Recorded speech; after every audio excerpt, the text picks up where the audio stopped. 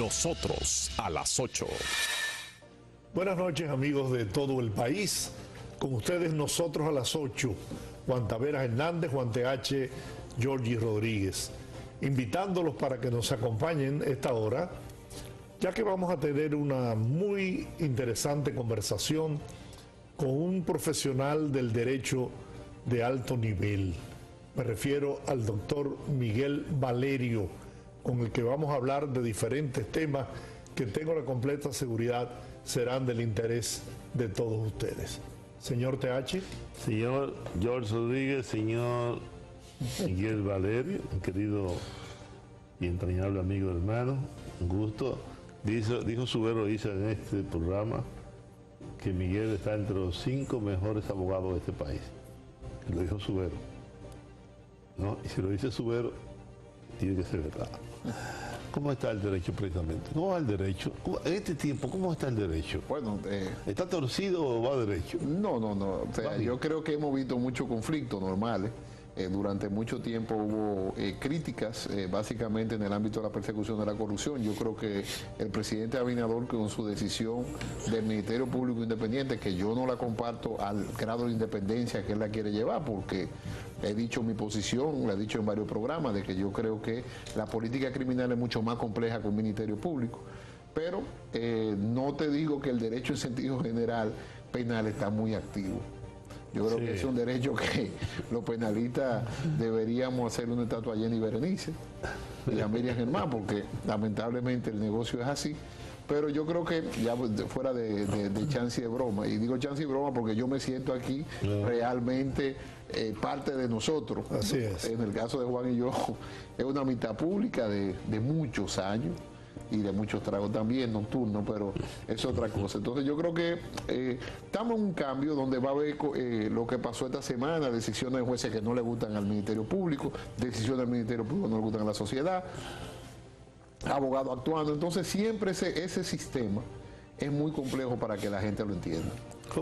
Ahora se tornó como una situación difícil con la decisión de los jueces, la postura del Ministerio Público, en este caso a Jenny Berenice, que dice que los jueces cambian muy frecuentemente. En primera instancia tú tienes una sentencia, luego en segunda instancia varía, y así sucesivamente. Cuando viene a ver, después llega un juez que te dice absuelto, no al lugar, si yo no sé. Y eso como que molestó a la procuradora, y ahí hay algunos de ustedes están muy molestos con Jenny Berenice. No, bueno, en el caso mío particular, yo nunca, primero, soy muy profesional, yo trato de que esto no sea personal. Yo entiendo que Jenny Berenice estalló y que es una sensación humana, fruto del fragor típico del proceso. He dicho también que la sentencia, algunas me gustan más, algunas me gustan menos, pero yo la acato, o sea, eso es la democracia, no queda de otra. No creo que sea una forma de cosa. Ella apelará a esa decisión del señor Rivas y en apelación veremos la suerte que corre ese expediente, pero evidentemente de que hay una tensión poder judicial interno entre algo que doy con trance y fe que el presidente Abinader no se ha metido, que es el Ministerio Público, y los jueces que son independientes también en su función. Entonces, en ese rol hay que verlo esto como un choque normal, no hay diferencia a lo que ocurría en el pasado, y que ella apelará y veremos la decisión en la Corte. Fue bien instrumentado ese caso, porque se argumenta que no debió incluirse el aspecto de la corrupción con el aspecto del homicidio, y que esa fue la causa por la que ese tribunal dictó esa sentencia. Hay una relación entre un caso y el otro. Exacto. Ahí hay un tema de una vinculación. Yo tuve como abogado de Santana Zorrilla un inicial, lo saqué por un tecnicismo, no lo que se ha querido decir en el expediente. O sea, realmente hubo un tiempo que no se intermontó la acusación. Y si el caso colide entre corrupción y homicidio, ese no es el problema. El tema es ver la prueba suficiente. Yo no tuve en el juicio ya, en esa etapa no llegué, con lo cual no puedo sopesar qué pasó ahí. Acuérdate que hasta por un interrogatorio mal hecho se cae un expediente.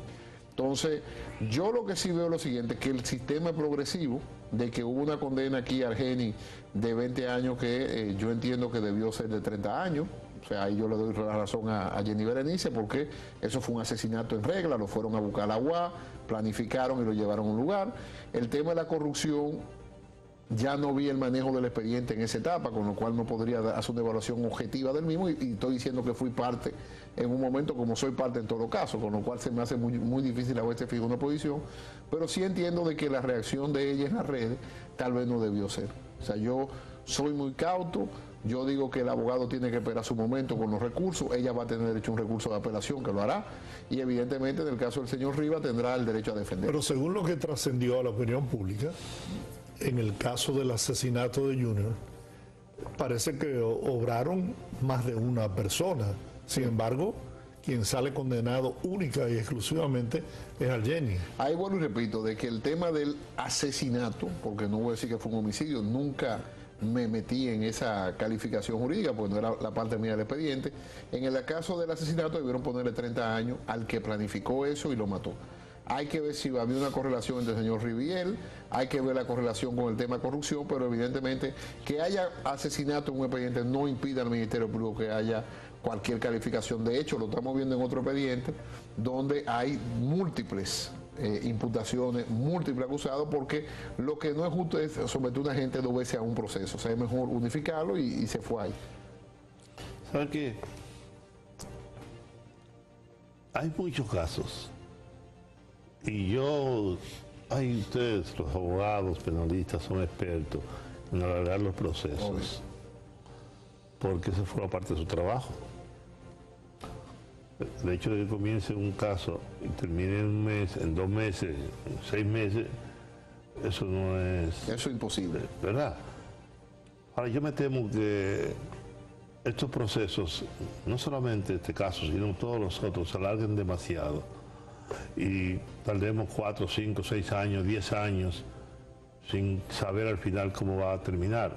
Yo le estaba diciendo a Georgie que yo prefiero a veces juicios abreviados, prefiero negociaciones, porque estos juicios se toman mucho tiempo, son muy costosos para las partes, costosos para los imputados y costosos para el propio ministerio, para el Estado dominicano, ¿no? Entonces, ¿cómo hacer para cortar? Oye, Miguel, va a terminar los 4 años de Luis Abinader sin que en ningún caso haya adquirido el carácter de la cosa irrevocablemente juzgada. Ya eso lo hemos visto. ¿Qué podemos hacer para eso? Mira, voy a coger la palabra y agradezco lo que dijo el magistrado Subero de mí en este programa, porque realmente es una autoridad. El magistrado Subero hablaba de una tercera ola de reformas en el ámbito judicial cuando lo cesaron en el cargo. Una de esas reformas era prácticamente eso que tú dices, la política de acuerdo. Tanto el Ministerio Público y jueces, o sea, política pública. No estoy hablando aquí de bucadera de dinero por acá, sino política pública donde el Estado dice, mira, yo no me voy a gastar un expediente, tanto dinero. Yo decía en el caso de Brecht y me equivoqué. En el caso de Brecht yo decía, eso en menos de 6 años no hay una edición y me equivoqué.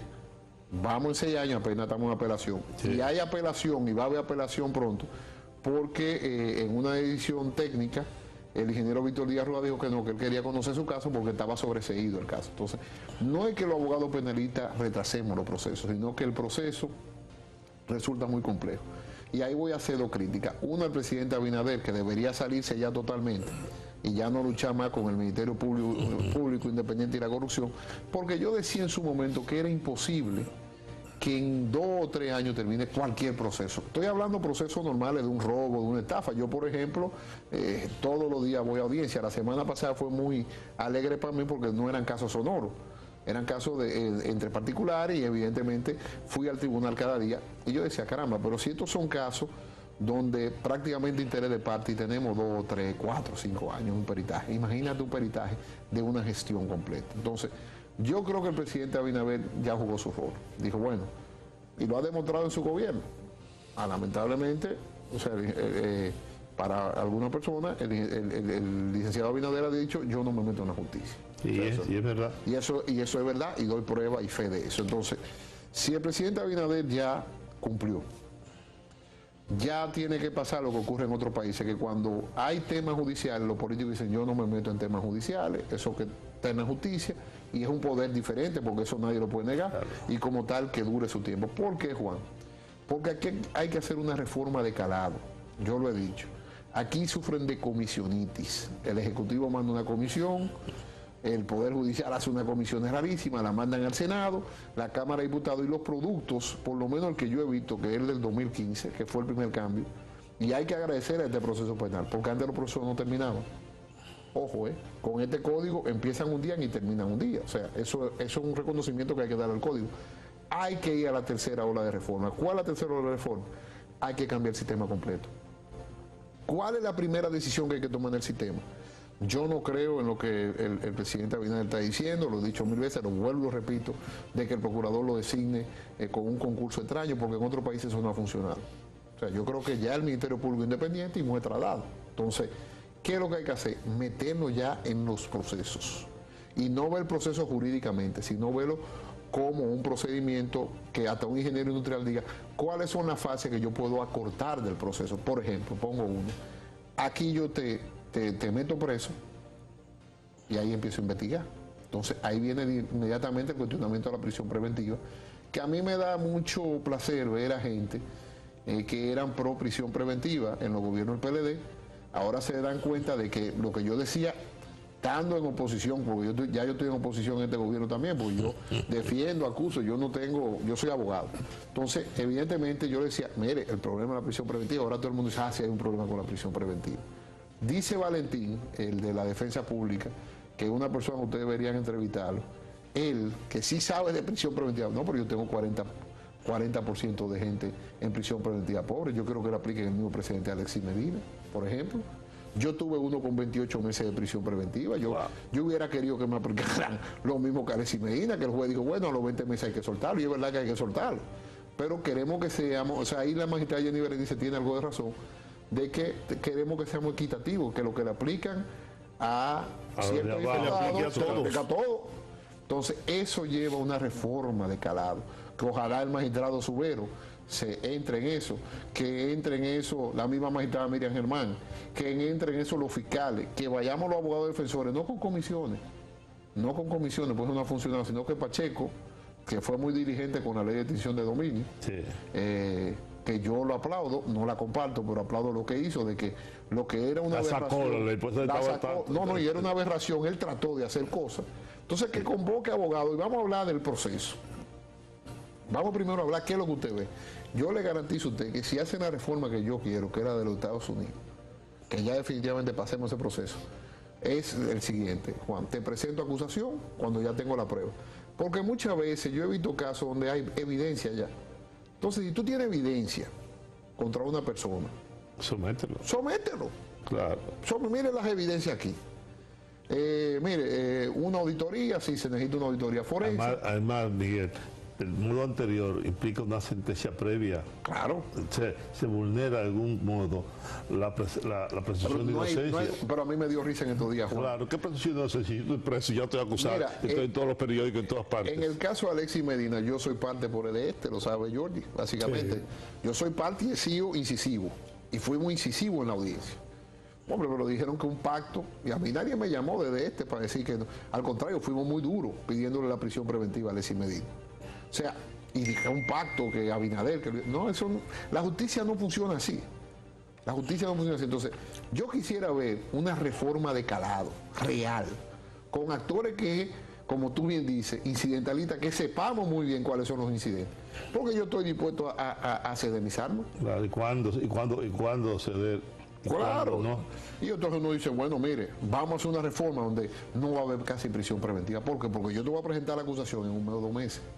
O sea, te va a presentar un juez, usted se declara inocente o culpable de tu cargo. Inocente. A usted inocente. Mire, el Estado ya le ofreció a usted 10, 5 años. Si ya usted decidió ir, los mismos jueces saben, bueno, él decidió ir al juicio. Pero Miguel, en el caso de Albuquerque, sí. 1 año de prisión preventiva. No, ¿por qué 1 año? No, si pero lo peor no es eso, lo peor es que el señor Albuquerque, que tuvo un conflicto, prácticamente no se puede defender. Entonces, yo, que es un caso penal hermoso para defenderlo, yo me quedé y digo, bueno, pero él debería, no sé por qué critican los abogados y todo el mundo, porque lo mejor que le puede pasar a un proceso es que hay un buen abogado defensor, lo mejor, porque supuesto, ahí no puede alegar a la gente, no, me violaron garantía, pero tú. Claro. Tenemos que hacer una pausa, Miguel, regresamos en breve. Continúa viendo nosotros,